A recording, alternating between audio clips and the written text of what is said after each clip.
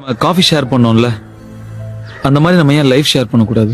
ஒரு பையன் வந்து ஒரு பொண்ணை லவ் பண்ணுறான். ஆனால் அந்த பொண்ணுக்கு பிடிக்கலன்னு தெரிஞ்ச உடனே அவனால் அதை அக்செப்ட் பண்ணிக்க முடியல. ஆனால் போக போக அக்செப்ட் பண்ணிக்கிறான். ஃப்ரெண்டாக திருப்பி நம்மளால் பார்க்க முடியாது. ஆனால் அந்த பொண்ணுக்காக நம்ம ஃப்ரெண்டாக இருக்கலாம் அப்படின்னு, ஸோ ஐ மீன் நடிக்கலாம் அப்படின்னு. ஆனால் அந்த பொண்ணுக்கு என்னன்னா, இவன் நம்மளை லவ் பண்ணிட்டானே, ஸோ வந்து அந்த பொண்ணு ஒரு கில்டினஸ், அதனால இனிமேல் வந்துட்டு பேசக்கூடாது அப்படின்னு. ஸோ அந்த பையன் கடைசி வரைக்கும் ட்ரை பண்ணும், இப்படியாவது அந்த பொண்ணு கூட எப்பயும் போல பேசிட மாட்டோமா. ஆனால் அந்த பொண்ணு சொன்னது, அவ்வளோதான், நம்ம காலேஜே முடிய போகுது, நீ வந்து இதுக்கு மேலே உன் ஒர்க்கை பாரு, உன் கெரியரை பாரு அப்படின்னு சொன்னது. ஸோ அந்த பையனுக்கு தெரியும் அவன் கெரியர் வந்து அவனுக்கு எவ்வளோ முக்கியம்னு. ஸோ அதை விட அவனுக்கு அந்த பொண்ணு ரொம்ப முக்கியமாக தெரிஞ்சிருக்கு போல. அதனால தான் அந்த பொண்ணுகிட்ட கடைசி வரைக்கும் ஈகோ விட்டு, கோவத்தை விட்டு, எல்லாத்தையும் விட்டு அந்த பொண்ணுகிட்ட போய் கேட்டிருக்கான். ஸோ நான் என்ன சொல்ல வரேன்னா, உங்களுக்கு ஒருத்தர் பிடிச்சிருக்குன்னா உங்ககிட்ட ஈகோ விட்டுட்டு போய் பேசுறது எல்லாமே வந்து அவங்க மேலே வச்சிருக்கா அந்த ஒரு லவ் கரெக்டா. ஸோ அதே மாதிரி உங்களை பிடிக்கலனாலும் ஸோ அந்த லவ் நீங்கள் காப்பாற்றணும்னா அவங்கள விட்டு அந்த செகண்டே விலகிறது தான். ஸோ அது ரொம்ப கஷ்டமான ஒரு விஷயம். ஸோ அதனால வந்து இருந்தாலும் அதுதான் நீங்கள் அந்த லவ் ரொம்ப பெரிய மரியாதை நான் நினைக்கிறேன்.